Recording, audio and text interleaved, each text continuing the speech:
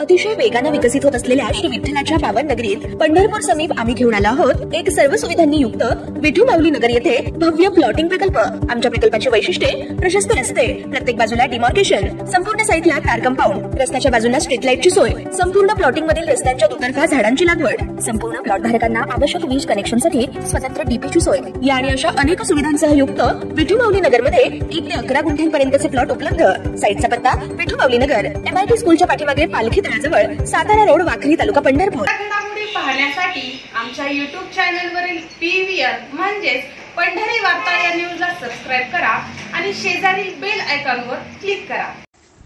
स्वर्गीय आमदार भारतनाना भालके यांच्या जयंतीनिमित्त पंढरपुरात आजपासून 3 दिवस भारत कृषी महोत्सवाचे आयोजन करण्यात आले असून आज या महोत्सवाचे उद्घाटन राज्याचे आरोग्य मंत्री नामदार तानाजीराव सावंत यांच्या हस्ते करण्यात आले।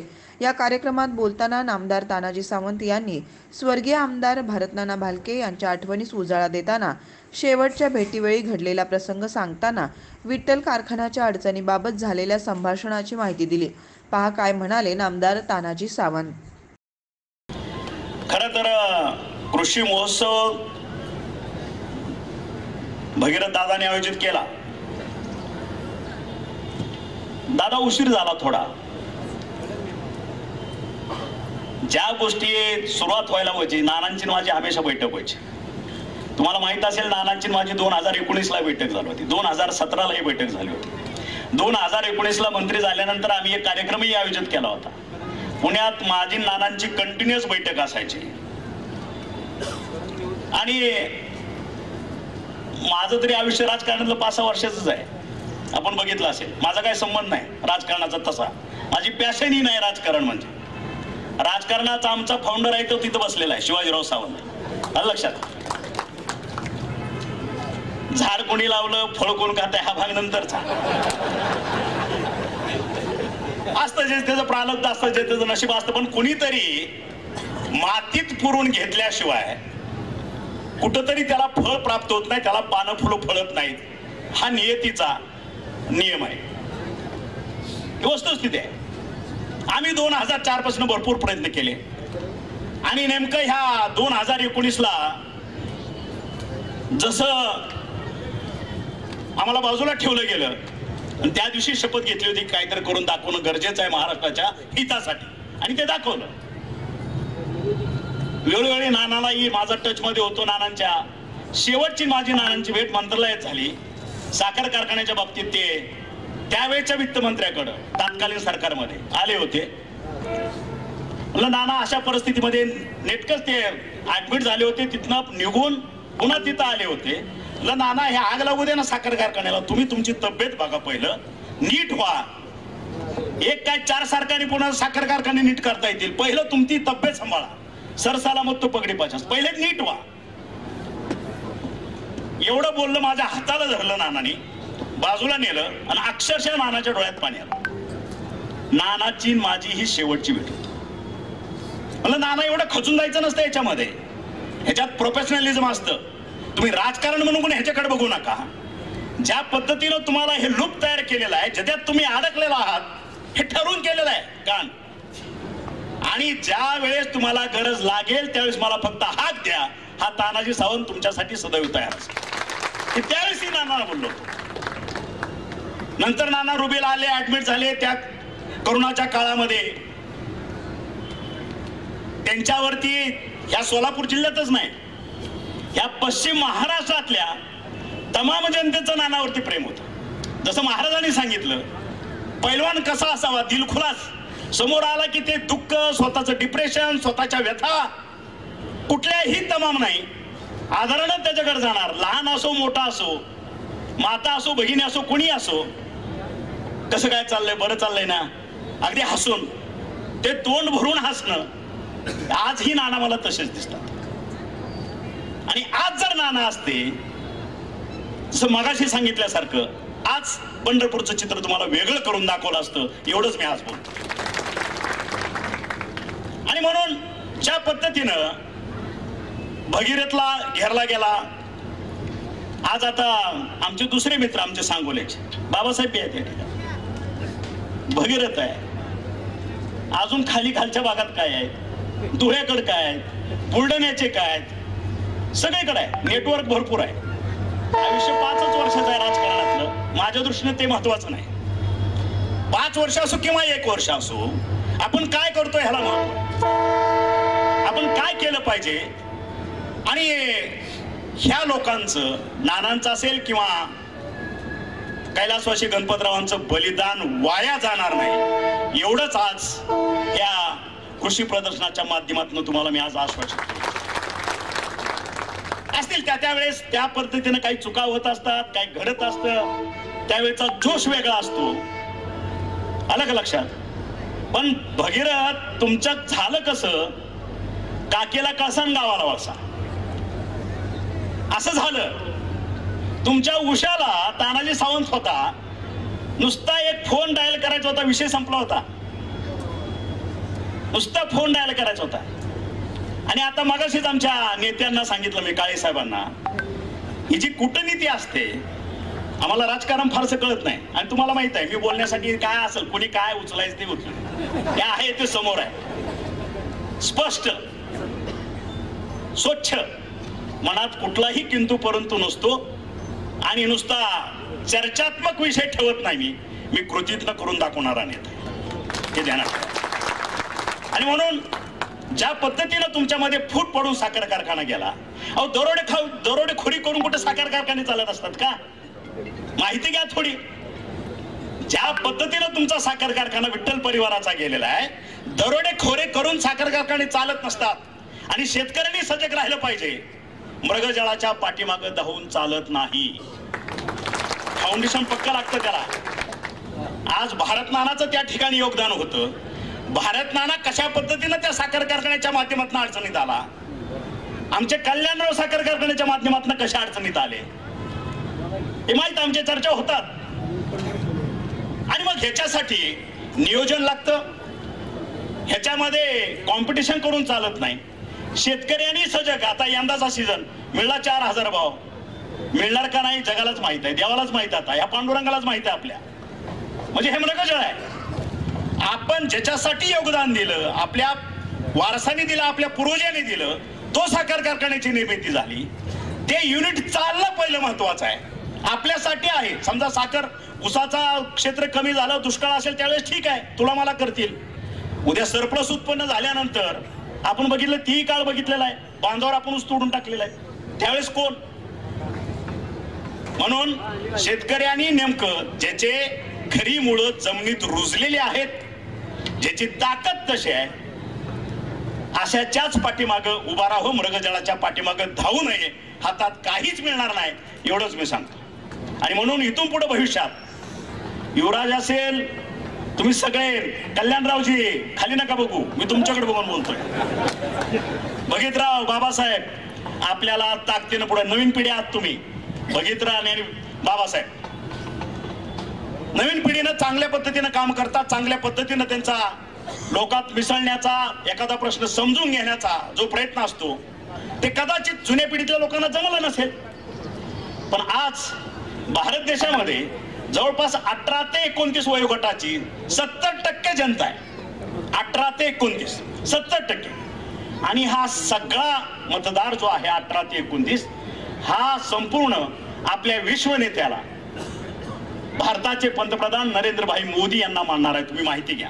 आज जे चाललंय ना बवाल, आता ह्यावेळेस महाराष्ट्रात स्फोट, ह्यावेळेस ह्याच्यात स्फोट, ह्यावेळेस भाजपा येणार नाही, ह्यावेळेस NDA येणार नाही.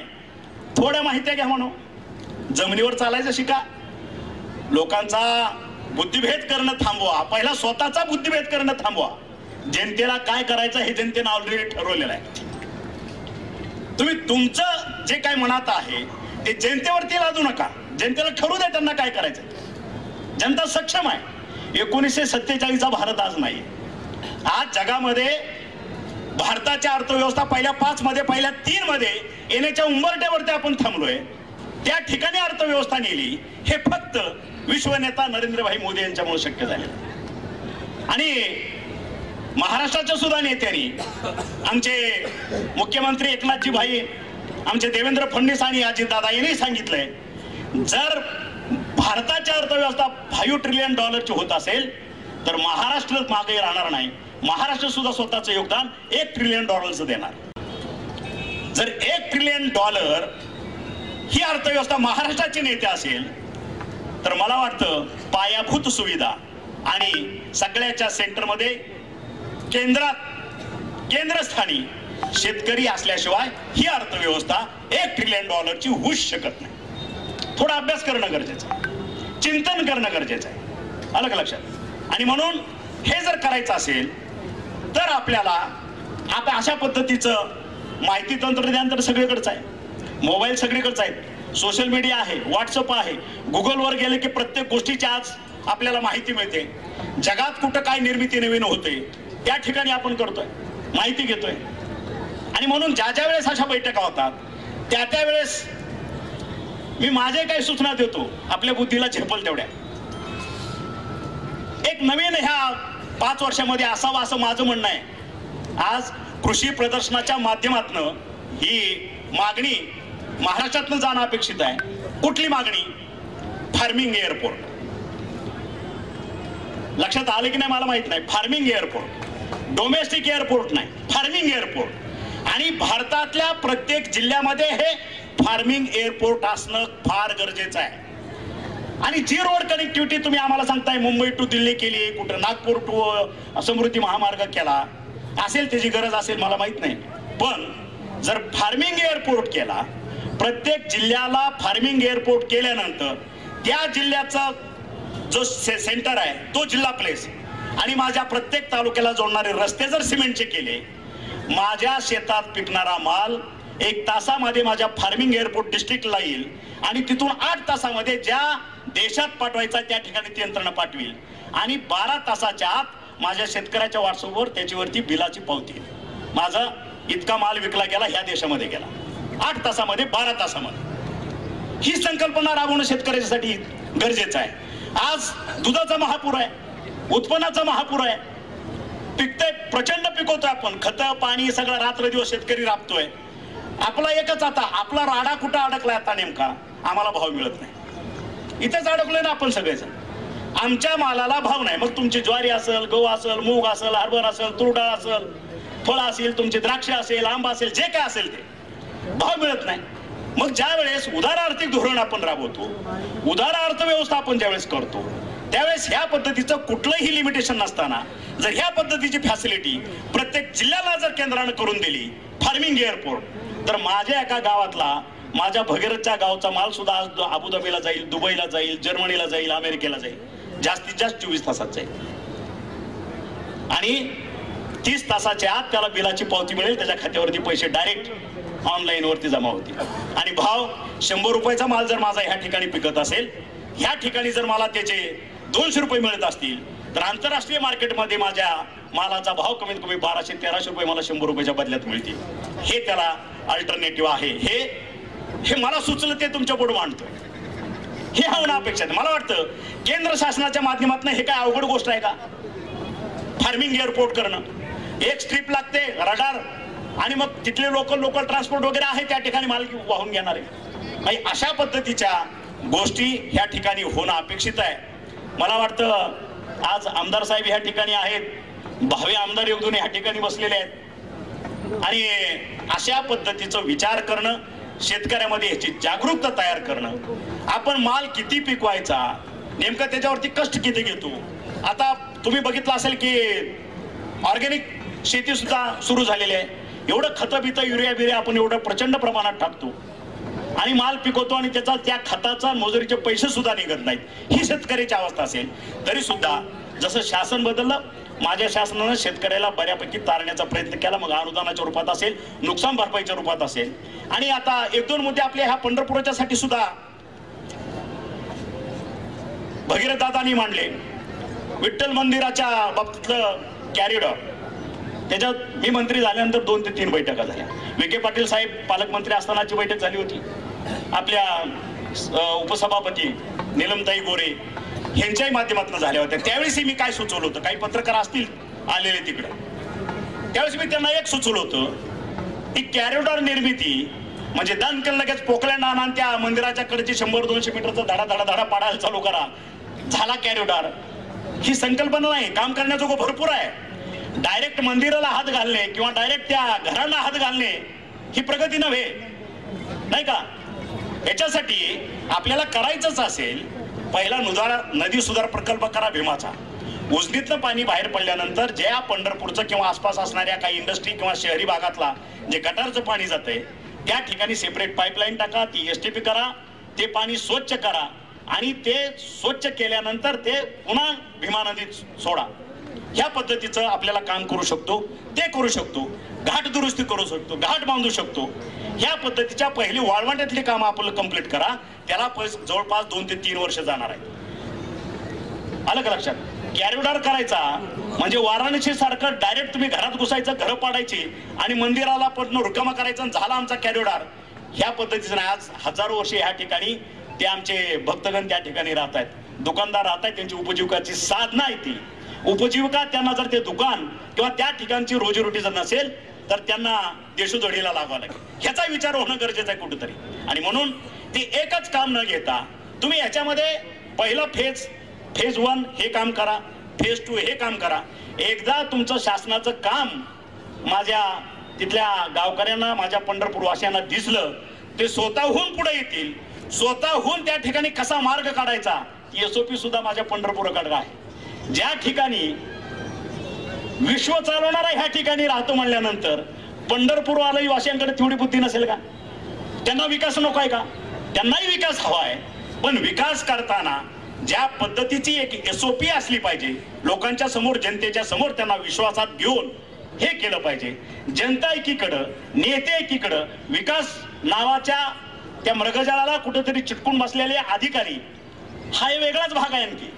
आणि म्हणून आज नेते मंडळी, लोकप्रतिनिधी आणि जनता यांनी एकत्र येऊन विकासही झाला पाहिजे, पण कुणाच्या संसारावरती त्या ठिकाणी रणगाडा चालता कामा नये ह्याचीही काळजी घेतली पाहिजे. आणि म्हणून विकास करताना तुम्ही नदीपासून चालू करा. आज तुम्ही उजनीचं बघितलं असेल, आज पुणे जिल्ह्यातलं जेवढं पाणी ह्या उजनीमध्ये येतो, मित्र असं म्हणे माझ्याकडे काही अहवाल आहेत, काही रिपोर्ट आहेत, पुढच्या 20-25 वर्षामध्ये सोलापूर जिल्हा आणि खालचा भाग 80-90% कॅन्सरग्रस्त होईल. ही अवस्था आहे. उजनीमध्ये पाणी जाऊन बघा. पूर्वी धरण झाल्याबरोबरचं पाणी तुम्हीच लोकांनी बघितलं असेल. आज जे काही बाबा वगैरे बसले सगळ्यांनी, आज ज्यांचं वय 60 वर्ष, 70 वर्ष, 75 वर्ष आहे, आणि आज उजनीचं पाणी जाऊन बघा काय फरक आहे. तो त्याचे सॅम्पल चेक करा, त्याच्या कंटेंट चेक करा, आणि मग आपण काय पितो, काय जनावराला पाजतो, काय शेतीत पाणी देतो आणि कशामध्ये उभं राहून आपण दारं धरतो, ह्याचाही विचार होणं थोडं गरजेचं आहे असं मला वाटतं. फक्त एकाच गोष्टीवर, उत्पन्न, पीक आणि त्याची किंमत, ह्याच्यावरती अवलंबून न राहता आपल्या भावी पिढ्या ह्या कशा जगल्या पाहिजे, ह्या टिकल्या पाहिजे, आणि त्याच्यासाठी सुद्धा आजपासूनच आपल्यापासून कुठेतरी तयारी करणं गरजेचं आहे. ते येणाऱ्या पाण्याबद्दल कोणीतरी आवाज उठवलेला पाहिजे. आमच्या धरणातलं शुद्ध पाणी असलं पाहिजे, आमच्या खाली जाणारं पाणी हे शुद्ध असलं पाहिजे, आणि माझ्या शेतीला लागणारं पाणी हे मुबलक असलं पाहिजे. तरच माझा शेतकरी टिकू शकतो, त्याला आपण आधार देऊ शकतो. ही भावना लोकप्रतिनिधीची असली पाहिजे. पण लोकप्रतिनिधी बोलायला घाबरतात. माने साहेब बोलतात का बघू? मी आज मंत्री असून इथं बोलतोय. माने साहेबांची ताकद आहे का? लगेच माने साहेब फार बोललाता तुम्ही, मग काय करणार माने साहेब? माने साहेब 2 दिवस झोपून राहणार, एकदा तसा फोन आला की. आलं का लक्षात? पण नेताच्या ठिकाणी असला पाहिजे. आपण ज्या जनतेतनं निवडून येतो, जी जनता आपल्याला एका बटनावरती सभागृहात पाठवते, ते आपल्याला सर्वसामान्यांचे प्रश्न मांडण्यासाठी पाठवते. नेत्याचा वरदहस्त असणं अपेक्षित एक बाजू झाली, पण ज्याच्या मतावरती आपण तिथं जातो, पोट तिडकीनं त्यांचे प्रश्न मांडणं हे पहिलं लोकप्रतिनिधीचं कर्तव्य आहे असं मला वाटतं. तो नंतरचा भाग. मी फारशी किंमत त्या गोष्टीला देतो. जनता आपली मालक आहे, जनता ठरवेल ते घडतं, मग जनतेसाठी आपलं योगदान असणं गरजेचं आहे. आणि म्हणून तुमच्या भागातून सुद्धा मी पाणी 60 TMC न्यायला लागलेलो आहे लवादाच्या माध्यमातून. मराठवाड्यात विकास काय असतो, निधी कसा न्यायला पाहिजे, मला तरी वाटतं आता आमच्या भोसेकरांनी सांगितलं, साहेब इतके दिवस हेलपाटे मारले, वाढपे आपल्या ओळखीचा असला पाहिजे. अरे बाबा 2004 पासून शिवाजीराव ताट घेऊन बसले, त्याला कुणीच वाढलं नाही. 2004 पासून वाढपियाचा बादली घेऊन त्याच्याकडे बघायचा, पुढं पुढून तिकडनं वाढपियाला काय चपाती पोळी घेऊन आलं की त्याच्याकडे बघायचं, असं करायचं पुढं. आम्ही वाढपी झालं की त्याच्यामध्ये आम्ही कुठं मापात पाप केलं नाही. जे दिसेल, मोहोळचा असेल, जिल्हा असेल, आजही जिल्हा मी माझा मानून चालतो. माझ्यापर्यंत कुठला लोकप्रतिनिधी पोचो, माझ्यापर्यंत कुठला लोकप्रतिनिधी नाही पोचो, फाईल बघितली, त्या गावाचं नाव वाचलं, त्या ठिकाणी निगेटिव्ह जरी फाईल असले तरी खास बाब मी पाठवतो. सहीचे अधिकार मिळाल्यानंतर सर्वसामान्यांचं कल्याण करणं, त्या ठिकाणी राजकारण नाही होऊ देणं, हे खरं तर लोकप्रतिनिधीचं, आमदारांचं आणि मंत्र्याचं काम असतं. आपण बघतो एकदा निवडून गेल्यानंतर ह्या गावाला निधी नाही का, अरे तिथं मतं फार कमी पडले, मग निधी नाही. त्याच्या शेजारच्या गावाला द्या, त्याच्या शेजारच्या गावाला. पण लोकप्रतिनिधीने हे लक्षात ठेवलं पाहिजे, ज्या वेळेस आपण आमदारकीची शपथ घेतो, सर्टिफिकेट हातात घेतो, त्यावेळेस त्या तालुक्यातल्या, त्या विधानसभा गटातल्या संपूर्ण जनतेचा आपण प्रथम नागरिक असतो. त्या ठिकाणी उणूदुणं करायचं नाही, सर्वांना समान न्याय देणं, हे त्या ठिकाणी धोरण अवलंबलं पाहिजे. ह्या मताचा मी, असं मला वाटतं, हे माझं मत आहे. सगळ्यांनी अवलंबावं हे मला माहित नाही. अशा पद्धतीचं राजकारण, कारण तुम्ही बघितलं असेल माझ्या परांडा मतदारसंघामध्ये माझ्या बरोबरचे विरोधात उभा राहिले होते राहुलजी मोठे. आता त्यांची महासत्ता होती, आपले आत्ताचे आमचे अजितदादा असतील, शरद पवार, हे नात्यागोतले सगळे. त्यांचे वडील 10 वर्ष आमदार, हे स्वतः 15 वर्ष आमदार. 25 वर्ष गावाला पिण्याच्या पाण्याची योजना आजही नव्हती, गावाला स्मशानभूमी आजपर्यंत नव्हती. जसा मी आमदार झालो, पिण्याच्या पाण्याची त्या गावची पहिली गिरवलीची सोय केली, स्मशानभूमीची जमीन घेऊन त्या ठिकाणी स्मशानभूमी सँक्शन केली 25 वर्षानंतर. मग मी हे बघितलं नाही की माझ्या विरोधात ते लढलेले आहेत, मग त्यांच्या गावाला मी का देऊ. मी त्यांना माझ्या कृतीतनं दाखवून दिलं, ज्या ठिकाणी जे गुन्हा आहे, ज्या ठिकाणी जे कमी आहे, त्या ठिकाणी लोकप्रतिनिधीनं धाडसानं करणं गरजेचं आहे. शेवटी जनता आपलं मालक आहे, जनता ठरवेल ना पुढच्या वेळेस काय करायचं, आपण त्याची आज चिंता करायचं काय कारण. आणि म्हणून येत्या काळामध्ये मी परत विठ्ठल परिवाराला आग्रहानं आणि तळमळीनं सांगू इच्छितो की आपला एकोपा मजबूत ठेवा. सुई जरी लागली तर त्या ठिकाणी सावंत कुटुंब नानाच्या ठिकाणी तुम्हाला सावलीसारखं उभं राहील, एवढंच आश्वासन देतो. आणि आजच्या ह्या कृषी प्रदर्शनाला माझ्या महाराष्ट्र शासनातर्फे मी शुभेच्छा देतो. आणि 4 दिवस शेतकऱ्यांचं याच्यातनं चांगल्या पद्धतीचं मार्गदर्शन होईल, त्यांचं समाधान होईल. आणि अशा पद्धतीची कृषी प्रदर्शनं आणि जनतेत राहून काम करायचं, जनतेला बरोबर राहून काम करायचं. त्या ठिकाणी ज्या ज्या ठिकाणी माझी गरज लागेल त्या त्या ठिकाणी मी तुमच्या बरोबर असेल, एवढा शब्द देतो आणि 2 शब्द संपवतो. जय हिंद, जय महाराष्ट्र.